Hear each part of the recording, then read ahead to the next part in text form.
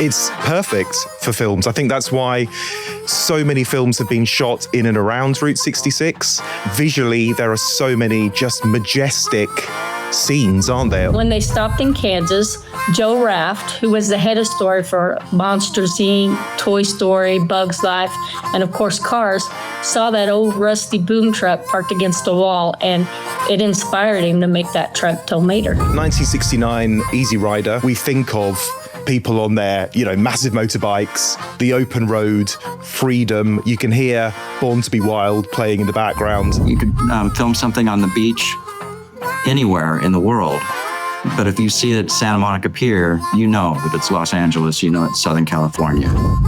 2026 marks 100 years since the most famous road in the world, Route 66, was established. Centenary celebrations are in full swing across America, and we're also marking the occasion here in the UK with Route 66, America's Greatest Road Trip, a new podcast brought to you by Visit the USA and produced by Telegraph Media Group.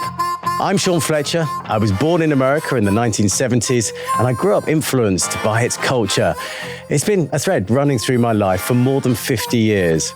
Throughout this series, I'll be exploring the themes that shape the Mother Road, which travels from Chicago to LA, spanning 2,500 miles and 8 states. From music, film and TV to history, the great outdoors, food, art, culture, and sport. There's so much to discover. Helping me unpack it all are some very special guests and experts, each sharing their own experiences of this extraordinary route. And along the way, we'll be meeting locals based along Route 66 itself, from rock bands in Illinois to surfers in California. They'll share their stories, favorite stops, and hidden gems. So buckle up and join us for the journey. There's never been a better time to discover the USA.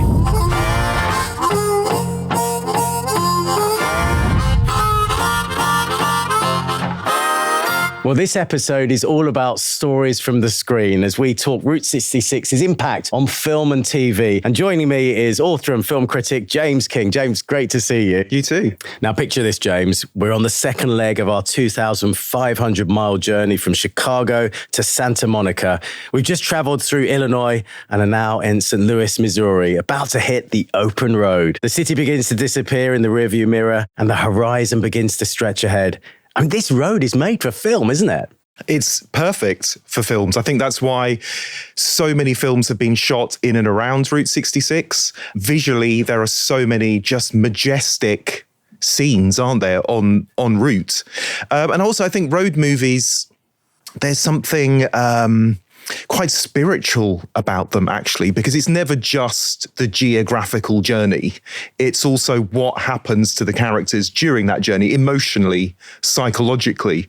I think we all love that idea. I mean, for British people, it's quite difficult to imagine because we can sort of get from one end of the country to the other pretty quickly. Yeah. But that idea of just living in such a massive country, so much can happen during those days, because it takes days, during those days that you're on the road.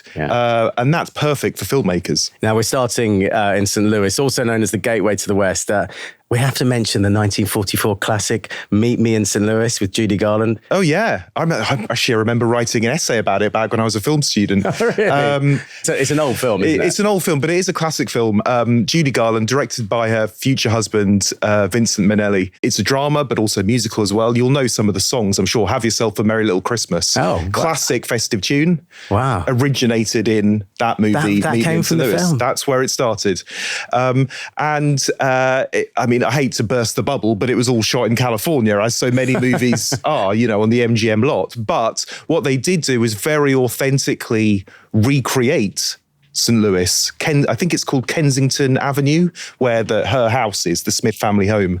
And, they went to great lengths to make sure that they authentically recreated it. You can still visit that avenue if you go to St. Louis. So I'm a big fan. Yeah. Now we're asking everybody to bring in a piece of 66. Have you got one? Certainly have. It's in my pocket. By the way, we're both in denims today, aren't we? We're in the Route 66 look.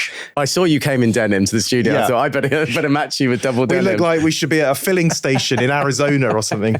Right, yes, I've bought in, this is my piece of Route 66. So it's a cassette from my youth, Sean. Cassette. I mean, that's exactly just back in the day, isn't it? So this is not one I made myself. It's an official one that was released called LA Freeway. And it's a compilation, I can see. It's a compilation. I saw the Eagles there. Of course. Fleetwood Mac. Of course. It's called The Story of a Journey to LA. You got Monument Valley on the front, which isn't actually on Route 66, but you could do a day trip to Monument Valley if you wanted while you're on Route 66. And the concept of this album is that it is the story of a journey. Yeah. And so you open it up and inside it says, this was a journey he'd done many times before. When you live 600 miles from your girlfriend, it's tough. In 8 hours' time, he'd be on the LA freeway. And there's a big picture of a truck. Presumably this is the compilation album of a trucker he's listening to as he goes to see his girlfriend. So it has this kind of story to it, although ultimately that's all a bit nonsense. It's just a compilation album. But I do think that when you are doing a road trip, and I've done some road trips, I'm sure you have too, what you listen to is crucial. Yeah. And you want to plan it in advance sometimes. And this I got when I was a child, but when I was old enough to do road trips, you'd kind of make mix CDs or whatever, or now you do a playlist. And if it's in America, I always put the Eagles on. Yeah. Got to put the Eagles. And just that kind of soft rock, AOR kind of sound, 70s rock sound. It's just ideal for the surroundings, for the journey. And is the Eagles song Hotel California probably? The Eagles song, I know, the Eagles song is One of These Nights. They probably couldn't get the rights to Hotel California, could they? But there's some great tracks on it. And I haven't seen a cassette for ages. It's a really good piece of 66. The way you opened it, you opened it like someone from that era. Because that's how I would open it. I was obsessed with this when I was younger. When I got it in the early 90s, I loved this. And I think it was part of what made me fascinated about road trips, actually. As kind of corny as it is, it did feed into that idea of road trips that I have of gas stations, motels, the open road, that spirit of adventure. And I think this cassette absolutely feeds into all that. I mean, that's how it was sold. Yeah, and we've even got Marilyn Monroe's famous white dress behind me there. Obviously, it's the real thing, honestly. Route 66 is obviously 100. Marilyn Monroe would have been 100. In a way, I think what Marilyn represented when she was at her peak in the 50s was also that spirit of adventure. She was a modern, adventurous woman in her movies. And I think you could tie that into Route 66 and what that represented. That's what made her so appealing. Are there any particular films, Marilyn Monroe films? Well, I mean, she was quite an independent woman in her movies. So traveled, if you look at Gentlemen Prefer Blondes, she's traveling. If you look at Some Like It Hot, she's traveling. You got Bus Stop, which is set in Phoenix, Arizona. She's a nightclub singer in that, isn't she? Yeah. And so I think just that idea of her sort of adventure and independence, albeit in the guise of a ditzy blonde, was very important and groundbreaking. That was part of the reason that she was so successful. We hadn't seen someone like this before. And actually, I found a quote from Arthur Miller, who was her third husband. And he said, what was great about Marilyn was that she was all paradox and enticing mystery. And I just kind of think, I don't want to stretch it too much, but you could almost argue that that's kind of a road trip, isn't it? A Route 66. You just don't quite know what's around the corner. And I think with Marilyn, there was certainly that sort of unpredictability that we found so fascinating. And what about the route as a journey for aspiring actors? Yeah. Because would it have been a route to say someone in Chicago wanting to get to Hollywood? Yeah. That would have been key for them, wouldn't it? Yeah. And I think if we're talking about anniversaries, 1926, Route 66 anniversary, 1927 was the first sound movie, the first talking picture, The Jazz Singer. And of course, Hollywood had been established as a filmmaking center 15 years before that. But it was a new era when sound came in. And so they do cross over. The history of Route 66 and the history of Hollywood are from around the same time. The origins are from around the same time. And if you were an aspiring star, I think as soon as that road came into being, I mean, obviously you couldn't stand in the road and see LA at the end, but psychologically, I think it would help you. You'd go, there is a direct route for me to get to the City of Angels and make my name in the movies, make my name in the pictures. Of course, this was before people flew there. So I think it definitely helped that you could be in St. Louis and think, right, LA is where it's happening. This is where my dreams will come true. I know how to get there. Route 66, several days journey, bang, I'm there. And I suppose the list of the people who made it is much shorter than there's a long list of people who made that journey thinking they were going to be the big film star. But I think that's part of the magic of it, isn't it? That it's the mystery. Yeah. Do tend to think of it from the East Coast to the West Coast. Obviously, you can go both ways. But yeah, I do tend to think of it as sort of heading towards LA. And when you get to LA, anything could happen. The City of Angels, it's magic. Yeah. So Route 66 is featured in classic Hollywood movies, modern animations, TV dramas. Is there one of those that, and a particular film maybe, or TV drama that it just sort of stands out, that it sort of preserved the sort of legend of Route 66 for you? Yeah, I think 1969 Easy Rider is something that immediately springs to mind. Now, even if you haven't seen that film, it's not really about, what the plot of the film or anything. It's about the imagery from that film and what we associate with it. We think of people on their, massive motorbikes, the open road, freedom. You can hear Born to be Wild playing in the background. That should be on a compilation cassette, actually. It has influenced so many things in the last, 55 years. Yeah, it feels like we need a film. We need a film to represent that. I mean, if they haven't started making it now, they're not going to make it in time. But if there was one, who would you cast in it? What would the story be? Yeah. I mean, following something like Easy Rider is going to be difficult, isn't it? Yeah, it is. Movies that I really love are when you get a sort of fish out of water situation. So let's say an outsider in another country or a rural community, and through their eyes, through a foreigner's eyes, you get to see something that I think if a local had made it, you wouldn't quite capture. So I'm thinking Emily Blunt, because I'd watch her in anything. She's almost in everything at the moment, so why not? And I see her as, say, like a posh British woman. Her car breaks down in the middle of, let's go with New Mexico, just off Route 66, really rural. And of course, what happens in these movies is at first they struggle. At first, it's not their kind of place at all. She's a big city girl. But then, of course, they learn the magic of these ways, the locals, and they learn to find themselves in the process. We've seen it before, admittedly. I mean, Schitt's Creek is kind of like that plot, isn't it? Yeah, the TV show. But I would watch that. I would watch that. Yeah, totally. I mean, literally, I don't even need the pictures. Maybe I can see it. rom-com. There's a bit of romance there as well. She can have a romance with someone who dresses like us in their, filling station denims.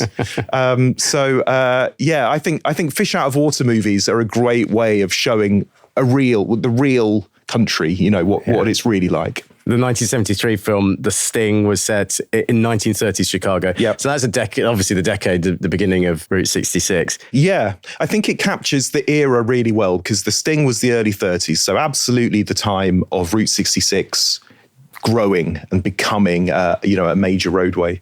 And this was also the time of the Depression, the Great Depression in America. So that what The Sting does really well, because it's about con men, it sort of shows you how bold you had to be just to survive. And I do think that even the idea of Route 66 is just such a bold idea. We're going to connect, almost, not quite, but coast to coast. And so I think it captures the sort of the spirit of the era very well, the era in which Route 66 was born.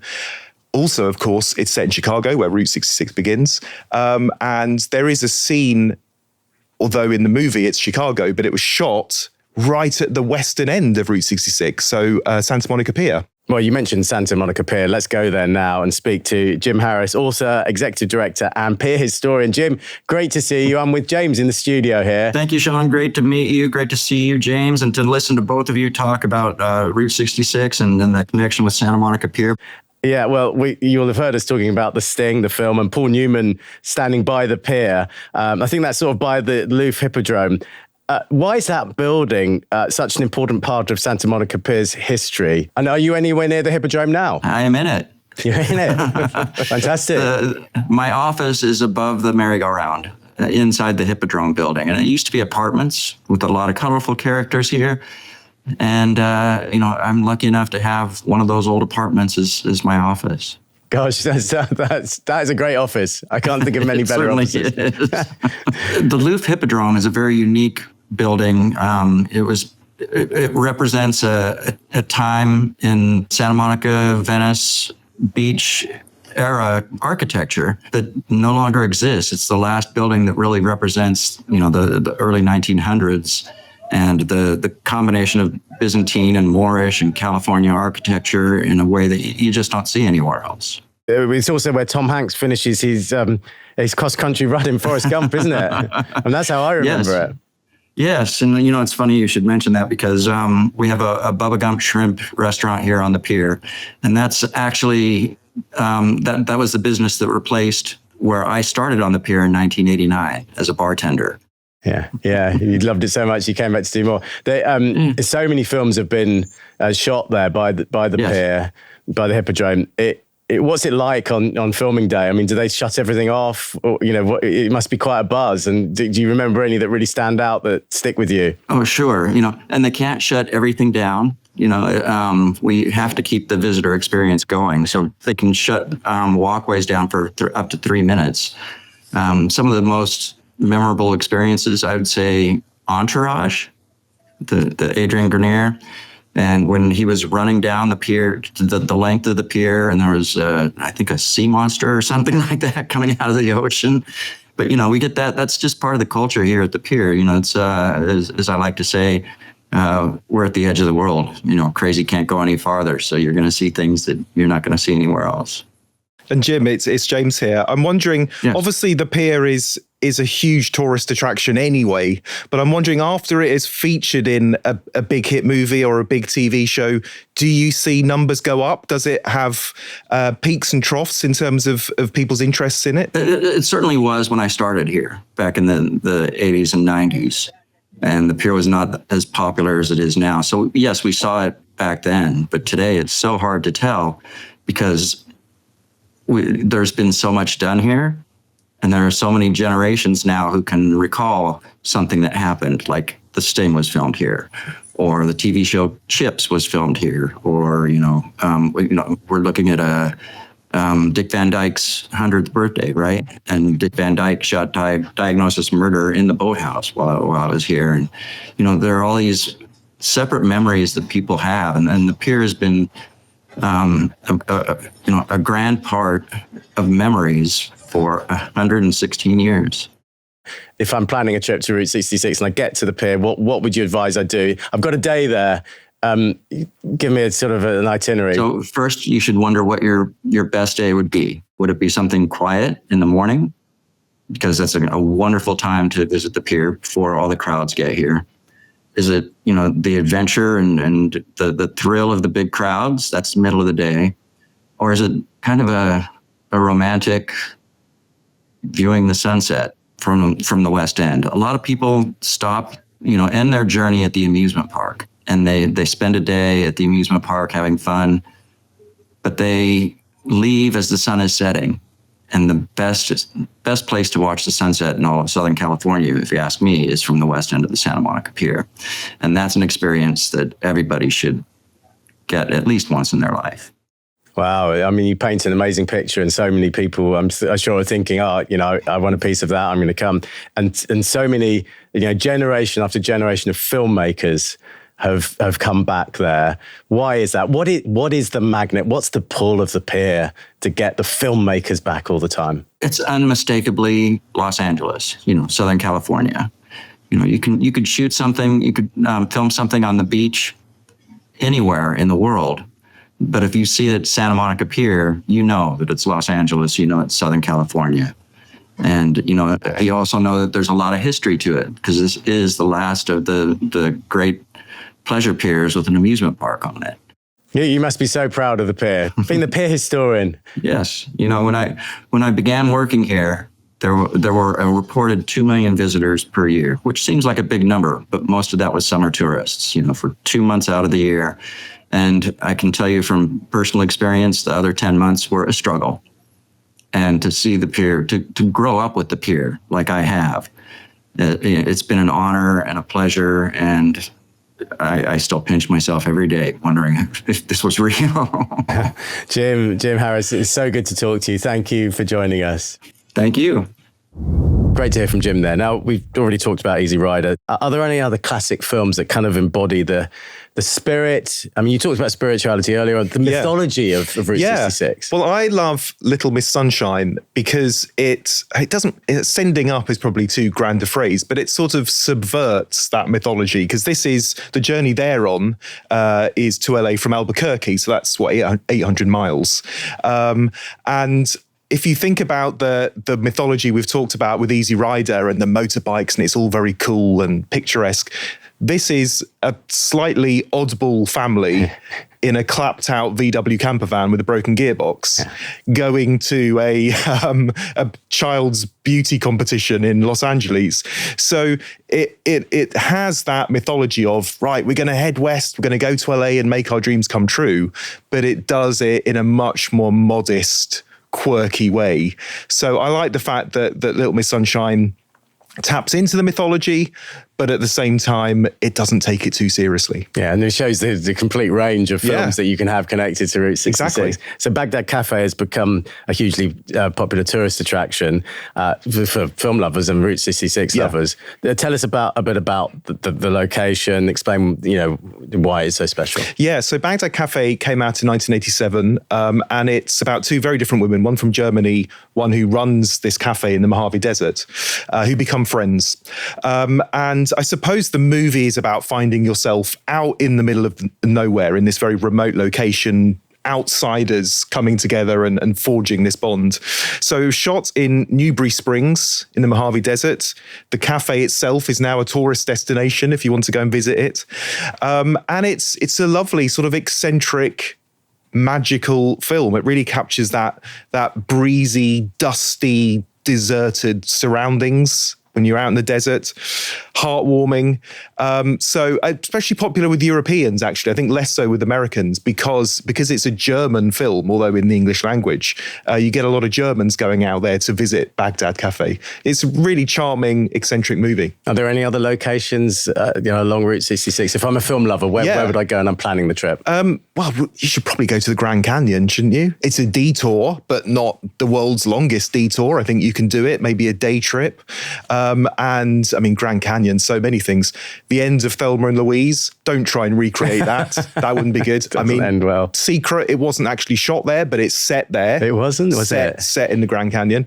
Where was it filmed? Utah, I think. Oh, right, okay.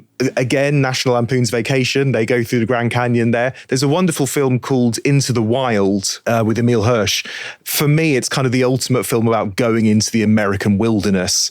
And they shot some scenes on the Colorado River that flows through the Grand Canyon. But actually, you say as a movie lover, in a way, I don't think even movies, as much as I love them, can really do the Grand Canyon justice, can they? It's something you see on a film or on a TV show, but you have to just go there to really experience the magic of it. Yeah. Disney Pixar's Cars, I mean, that kind of introduced a whole new generation to Route 66. But also adults loved it. I mean, that's the whole thing about, so-called kids films, when they reach out to the parents and the children. And that's Route 66. Yeah, I mean, there's a historical side to that movie, which is the idea of these, I suppose you'd call them ghost towns that came about when Route 66 was decommissioned and there were bypasses, and so you didn't get the traffic through them anymore. But yeah, it's like, Toy Story is a film about toys, but it's not really a film about toys. It's about us. And it's the same with cars. Yes, they are anthropomorphic cars, but really it's about human emotions and authentic feelings. Well, speaking of cars, we're going to be chatting to Renee Charles. Renee is the president of the Kansas Historic Route 66 Association. Hi, Renee. Hi, how you guys doing? Yeah, really good. I'm with James here in the studio. Your story is just amazing. In 2007, you and three other local women purchased and restored a gas station in Galena, Kansas, that originally opened in 1934. Can you just tell us about the project and the other three women and what role you all played? Sure. The gentleman that owned the building at the time, he was president of our Echo Devo, which is an organization that brings economic development into our community. And he asked me to go to a meeting because he was busy. So I did, and they wanted to make a farmer's market, which we did that because Galena had it's what you call a food desert. There was no grocery store. The closest one was probably 7 miles. So me and my sister went to that particular building and started cleaning it up to make it a farmer's market. And this guy came over and told us, hey, did you know the truck that inspired Tow Mater was parked on this property? Me and my sister looked at each other and said, who? And he said, from the Cars movie. So we were filthy. We was scrubbing on that building. So we just left and went to the movie and watched it. You hadn't seen it before? Had not seen it before. Larry the Cable Guy, who's the voice of Mater, who reminds me so much of my Uncle Charlie. I just loved the movie. So I went back and told my boss, who owned the building, Mr. Courtney was his name, and I said, hey, they was telling us that the truck that inspired this really funny character in the movie's Cars was parked on the property up there. And he said, I remember that truck. He said, the city told me that this corner was an eyesore, and that if I didn't clean it up, they were going to give me a fine, charge me money. So I just sold all that merchandise, all the mechanics and everything that was on that property. I sold it. I said, well, we need to find that truck. I said, it's famous. And so he took his daughter and watched the movie. And the next morning he said, we got to find that truck. And so we found the truck and brought it back. My sister, myself. My sister is called Melba the Mouth. Myself, Larry's wife, Judy Courtney, and his mother, Betty Courtney, all decided to start a business there with that truck called Four Women on the Route. That's brilliant. So did you have to buy the truck back, or did you just find it somewhere? We did. It actually was, it was in a farmer's field. The gentleman was using the big boom on the back to haul hay from one side of his farm to the other. And we told him about the truck. We told him it was a famous truck. And he said, oh, Galena needs it. So he just let us buy it back. And we parked it there on the corner, and it went crazy. So, Renee, had people from Pixar who made Cars, had they been to the town to sort of do research then when they were planning the movie Cars? Yes. In 2001, they actually came through. Michael Wallace, dear friend of mine, he was asked by John Lasseter of Pixar if he would show him what Route 66 was about, because he was unsure that his animators knew about the entire route. So Michael said, certainly. He met 3 Cadillacs full of animators in Chicago, and they drove the entire route to California. And when they stopped in Kansas, Joe Raft, who was the head of story for Monsters, Inc., Toy Story, Bugs Life, and of course Cars, saw that old rusty boom truck parked against a wall, and it inspired him to make that truck Tow Mater. That's such a brilliant story. So you call it Tow Tater now, is that right? Yes, we call it Tow Tater. We wasn't sure if we'd get in trouble or not. Actually, we really didn't care. What we did was we sent out some color pages to all the states actually that had 66 in it, the 8 states, and said, hey, color these pictures and name our truck. And it was actually a local girl in Kansas that named the truck Tow Tater. She was 9 years old. She colored the picture and she sent it back to us. So we call him Tow Tater. So the station is now known as Cars on the route, obviously after the film Cars. And we were talking earlier about the film bringing a new generation to Route 66. Have you noticed young people coming as well as adults? Oh, definitely. Before it was just, generally elderly. I don't want to say elderly, shame on me, but older people driving through. And now we see children as young as 4 years old. They know about the vehicles in the movie Cars. And of course, that teaches them more about Route 66. So don't worry about saying elderly. I'm in my 50s. James is still young, but we're all fine with elderly. Route 66, so it will celebrate its centennial, 100 years. What are you doing to celebrate it? Because it's such an integral part of your life, isn't it? What are the Kansas Historic Route 66 Association doing to mark it? Well, we've done a lot in our 13.2 miles of Kansas. We are the shortest distance. We have a Centennial Archway project that is going on in Galena. We repainted, I should say, the Rainbow Bridge, which is very iconic on Route 66. And then just every festival or event we have is curved around the celebration of the centennial. And currently, me and my husband are traveling with the 7 other states in a caravan from Santa Monica to Chicago. It's called the Centennial Caravan. And so we're enjoying that trip with all the other presidents to see You're doing that now. That's where Right we're now. talking to you from. Oh, where are you on the route?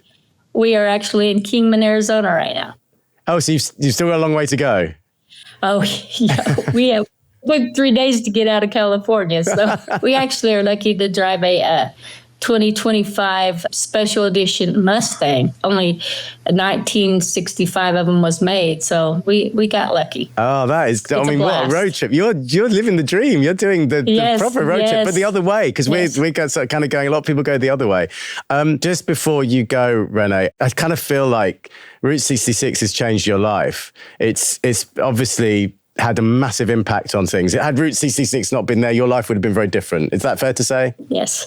Yeah, I mean, I was born on Route 66 in Joplin. My husband is originally from Galena, Kansas. And this is for a lot of people. I didn't really realize how important it was until we were stationed in Germany. And now my best friend, Michaela, she didn't speak much English, and she asked me where I was from. I said, Joplin, Missouri. And she said, oh, Route 66. She almost got up and danced. She was so excited about it.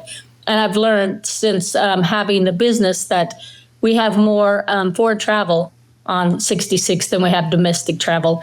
And you guys tend to know a lot more about our history on 66 than a lot of people from the states that the 66 runs through. So it's pretty exciting.